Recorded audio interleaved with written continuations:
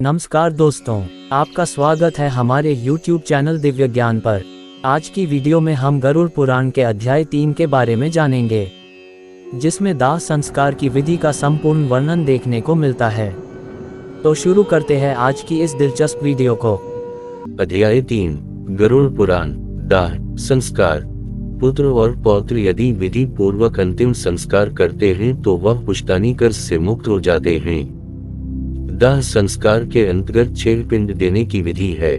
पहला पिंड मुख स्थान पर, दूसरा पिंड द्वार पर, तीसरा पिंड चौराहे पर, चौथा पिंड विश्राम स्थान पर, पांचवां पिंड चिता पर, छठा पिंड अस्थि संचयन के समय शमशान घाट से आधा रास्ते पर रोककर लाश को स्वच्छ स्थान पर नहलाकर चारों दिशाओं में पूजा करनी चाहिए।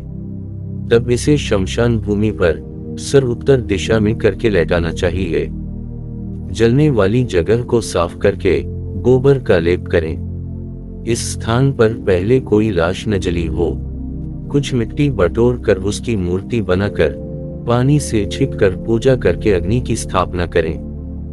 अग्नि की पूजा रंगदार चावलों से करते हुए अग्नि शक्ति को संबोधित करें। लो मान, इस संसार से यह प्राणी चला गया है, इस आत्मा को स्वर्ग प्रदान करें। इसके बाद चिता का निर्माण करें। लाश को उस पर रखें। मृतक के हाथों में और चिता पर लाई के दाने रखें। इस प्रकार मृतक को 5 लाई के दाने मिलने से वह घर वालों को परेशान नहीं करता। शमशान भूमि में शूद्रों द्वारा पहुंचाई गई वस्तुओं से वहां किया गया संपूर्ण कर्म निष्फल हो जाता है। किसी कारणवश उपर्युक्त पिंड न दिए जाने पर शवराक्षों के भक्षण योग्य हो जाता है। दाह कार्य में चंडाल के घर की अग्नि, चिता की अग्नि और पापी के घर की अग्नि का प्रयोग नहीं करना चाहिए।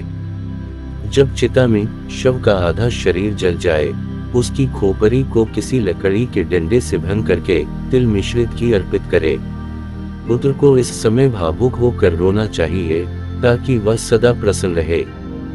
जब चिता जलकर समाप्त हो जाए तो पहले स्त्रियों को, बाद में पुत्रों को नहा लेना चाहिए। मलिन शौची के बाद मध्यम शौची श्राद्ध, विष्णु और 5 देव श्राद्ध एकादश को किए जाते हैं। विद्वान ब्राह्मणों को कुश या चावल के चूर्ण से ही सांड का निर्माण करके उसका उत्सव करना चाहिए। शिशु के मरण पर दूध का दान, बच्चे के मरण पर दूध का बर्तन, मिठाई, खाने की वस्तुएं दें। पेट में बच्चा मरने से कोई रस्म नहीं। इनसे बड़े बच्चों को चिता देनी चाहिए और अस्थियां गंगा में बहा दें। बच्चों को खाना और एक एक बर्तन पानी का दें। 27 मास तक के बच्चे को मिट्टी में दबाएं। यदि इसकी मृत्यु गंगा किनारे होती है तो इसे गंगा में बहा दें। यदि महिला बच्चा होने से पहले मर जाए तो बच्चे को पेट से निकालकर जमीन पर रख दें और केवल महिला को चिता दें।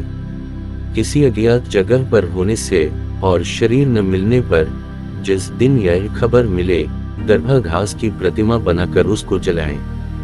इसकी राख इकट्ठी करके गंगा नदी में विसर्जन करें। उस दिन से 10 दिन की रस्में पूरी करें। कार्यक्रम की सूची। अकस्मात मृत्यु। अस्थियां विसर्जन के बाद 10 दिन चलने वाली रस्में शुरू होती हैं। जितनी देर तक अस्थियां तैरती रहती हैं, वह स्वर्ग लोक में रहता है।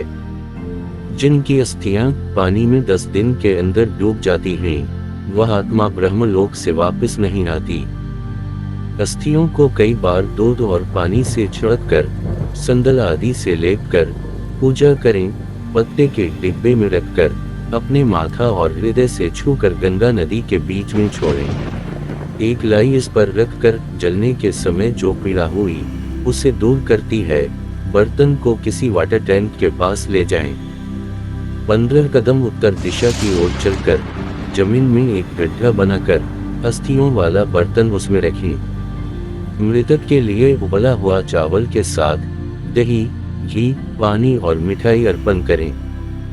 अस्थियां इकट्ठी करने के बाद एक 3 टांगों वाले स्टूल पर बिना मुंह ढके पानी से भरा हुआ एक जार रखें। एक तिकोने जमीन के टुकड़े को गोबर से पोतकर उत्तर दिशा की ओर मुख करके 3 लाई तीनों दिशाओं में अर्पण करें। अस्थियों को बालाशाह, के पत्तों पर रखकर दूध और पानी से छिड़ककर एक मिट्टी के बर्तन में रखें। श्राद्ध की रस्म पूरी करें। शमशान घाट पहुंचकर स्नान करके गर्म दुशाला लेकर अनाज का दान चिता वाली जगह पर देवी देवताओं को नमस्कार करके 3 चक्कर काटते हुए यमायात्वा मंत्र का उच्चारण करते हुए दूध का व फिर पानी का छींटे देकर चिता में से अस्थियों को इकट्ठा करो। चौथे दिन अस्थि संचयन करनी चाहिए। यदि कोई रुकावट न हो तो दूसरे अथवा तीसरे दिन भी कर सकते हैं। दाह क्रिया के बाद अस्थि संचयन क्रिया करनी चाहिए। इसके बाद दाह क्रिया के समय 6 पिंड तथा दशगात्र के अंतर्गत 10 पिंड दान आदि की प्रक्रिया बताई गई है। 3 दिन तक चौराहे पर या चिता वाली जमीन पर एक मिट्टी के कच्चे बर्तन में, जो कि 3 लकड़ी की डंडियों से बंधा हो, दूध और पानी से भरा हुआ अर्पण करे। मास के प्रारंभ में धनिष्ठा नक्षत्र के अर्धभाग से लेकर रेवती नक्षत्र तक का समय पंचकल कहलाता है। पंचक में दाह संस्कार करना हो तो कुश के मानवकार 4 पुतले बनाकर नक्षत्र मंत्रों से उनको अभिमंत्रित करके शव पर रख दें और उन्हीं पुतलों के साथ दाह संस्कार करें। पुतलों द्वारा पंचक शांति भी करवानी चाहिए। दाह संस्कार भी नहीं करना चाहिए, वरना घर में एक और मृत्यु हो सकती है। अग्नि दाह पंचक में नहीं करना चाहिए। जो प्राणी पंचक में प्राण त्यागता है उसकी मुक्ति नहीं होती। मृत्यु वाली स्थान को गोबर से साफ करके एक दीपक जिसका मुख दक्षिण की तरफ रहे 12 दिन तक उस स्थान पर जलता रहना चाहिए। दोबारा घर में स्नान करने के बाद पुत्र को पहले गौ को खाना देकर पत्ते की प्लेट पर स्वयं खाना चाहिए, किंतु खाना पहले से ही बना नहीं होना चाहिए। जब चिता जलकर समाप्त हो जाए तो पहले स्त्रियों को, बाद में पुत्रों को नहाकर नीम वृक्ष का एक पत्ता खाना चाहिए। घर को जाने के समय स्त्रियों को आगे चलना चाहिए।